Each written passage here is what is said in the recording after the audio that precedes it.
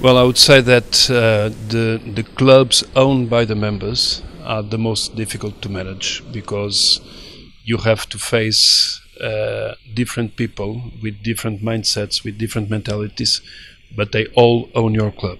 And when you talk to an individual, he will say, I own this club, and they're right. So it's extremely difficult to manage, in our case, 200,000 members, more than if we could have just one single shareholder. Now it's much more challenging at the same time, and to be very honest, I prefer our model. Well, it's quite difficult because the culture are very different.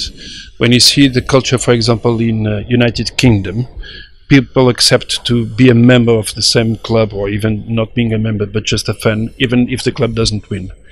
In the Iberian countries like Spain and Portugal, members expect you to win, so it's totally different. It depends a lot on the culture. Now, there's a single aspect that it's common to everyone, is this one where they have a sense of belonging, and this is what attracts them to the club. So this is common everywhere from Portugal to Finland. It's the same.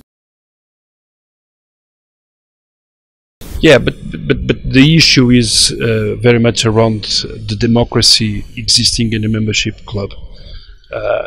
We had case in Benfica, but also in other clubs in Portugal, where you have this populism coming, saying, I will solve all the issues.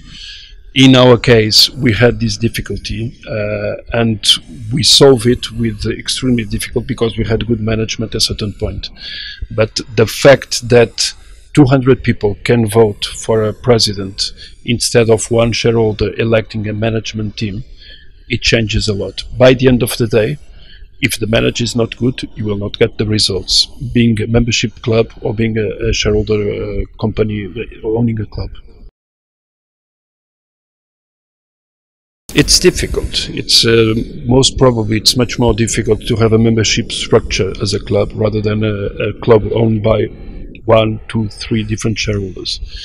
The basic is, when you have a company owning a club, the kind of report that you do to your shareholder is probably once a month. When you have a club owned by the members, the kind of report that you have to do to the members, it's once every weekend, because they are expecting the results immediately, while a shareholder is expecting the results a little bit on a long-term process. So it's really different. Now, it doesn't mean that one is the best and the other one is the worst. The members of Benfica, they like the way we act, they like the way we are organized, and they don't want to change that. So for us, it's not even an issue, because it's just like that. But before that, I think you have to communicate. It's extremely important to communicate with all different stakeholders, not only with the members, but also with the members. You have to explain every month, every 2 months. You have to explain what you're doing. If you are putting the focus on financial, tell them that for the moment the priority is solving the issues in financial terms. If you're putting the focus on infrastructure, then tell them what you're doing. Because if you don't tell them, they might have a misunderstanding about what you're doing, and they will skew you in a certain way about the strategy, the long-term strategy that you have. Of course, because usually in big clubs like Benfica, like the ones who are fighting to become the champion in their respective league, the results that people expect you to have is by the end of the season. But in other cases, for example, when we are launching strategy for the Chinese market, it's a 10 years process. So it depends a lot. So it depends on the focus will be different. The time that you'll spend in implementing the different strategy will be totally different. Well, it depends. It depends on what the members experience in the past regarding this unique bet on the sportive results. In our case, in the case of Hajduk, there were issues during their history that make people think that it's not only about the result in the pitch, it's also the result of the pitch. And you're right. Again, if the members have good memories and bad memories about what happened in the past, they will accept your strategy, not only betting on the pitch, but also supporting in terms of sustainability the club.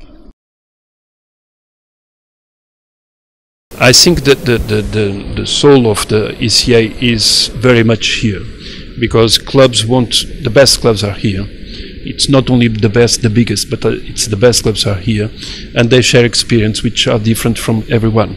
Hajduk is a club much smaller than Benfica, and the presentations they gave to me were very interesting because I learned a lot about things that eventually I can apply also in Benfica. So it's about this idea of sharing experience, of learning from others, and increasing the value not only of the club but also of the industry.